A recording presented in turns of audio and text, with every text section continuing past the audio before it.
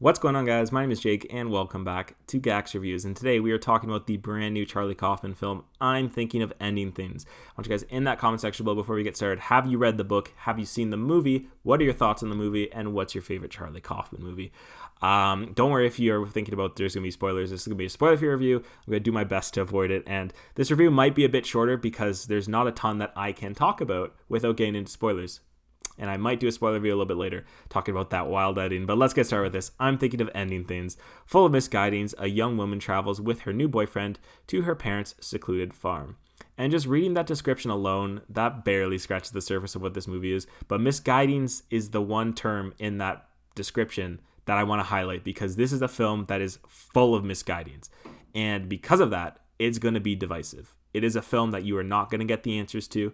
It is a film that you're going to come in expecting it to be this fully fledged film with characters that you're going to fully understand by the end, and that's not what you're getting. This is a Charlie Kaufman film, and I think to me this is his least accessible film, and it's just a very unaccessible film in general, but that's really exciting as someone who loves film, because Kaufman is such a wildly inventive director. If you look at his past filmography, not even just that, his writing alone, you have Eternal Sunshine of the Spotless Mind and Being John Malkovich. All these films, whether he's writing or directing, he has such a wild and fascinating view on his characters and looking at their mental psyche, and that's no different here. I'm Thinking of Ending Things looks at his characters, basically the two main leads. You have Jake, played by Jesse Plemons, and his girlfriend, unnamed, played by Jessie Buckley. And he looks at these characters and he uses their circumstance of going to this farm and going back to his family life as a way of building and ratcheting up tension and horror. And this is a horror film. But because he interjects random footage in there, he has random conversations and weird conversations. You look at characters and stuff is changing around you. You see a dog just shaking and not stopping for 5-10 seconds, and it's weird things like that that ratchet up that tension that makes the film so terrifying. And there is plenty of scenes that are very unnerving, and not in the regular sense. Like, you wouldn't come in expecting it to be like that, and that just comes down to the way that Kaufman presents these characters, presents his story, which is a very non-linear way of doing it. And to a lot of people, that's going to take them off of the film. A lot of people are not going to love it, and I can totally understand that, especially when it comes down to that third act. I think that you're going an hour and a half, an hour and 40 minutes of not knowing where this is going, not understanding really what's happening, and then Kaufman throws that on you, and I can see a ton of people just hating this thing. But that's, to me, divisive films like that, especially in horror, Hereditary, you have Midsommar, tons of people, when it comes to that third act, are completely turned off by it.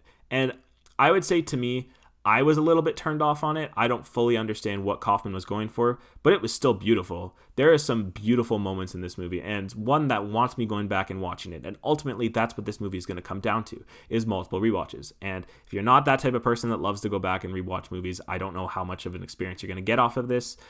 You may just love the acting, which is a huge plus for me, because Jesse Plemons and Jessie Buckley are some of my favorite actors and actresses out there right now, especially Jessie Buckley. I think she was snubbed hard with Wild Rose last year, and I'm happy she has this platform for people now to see how talented she is. And they have a tough job to do, first of all, I'll say that. But yeah, ultimately, it's going to come down to your preference in film. Do you like to know all the answers coming out of the film? Do you like horror? And do you like it in the nonsensical? Do you like it in the non-classical way of being told? And that's all exciting to me. And while I can't go fully high on this viewing, very similar to Tenet, I'm going to have to watch it again to fully flesh out my thoughts. But for now, off first viewing, I'm going to give I'm Thinking of Ending Things a 4. But like I said, it's going to take some time to fully digest these thoughts in these movies. If you're a huge fan of Kaufman, you're going to be in for a treat, because this is Kaufman at his best, I believe.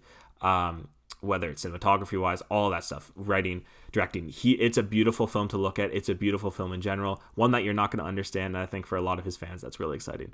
And I'm looking forward to checking this out in the future again, too. And I want you guys, again, what are your thoughts on this movie in the comment section below? And that about wraps up with this video. If you guys did enjoy it, if you could hit that like button, as well as subscribe.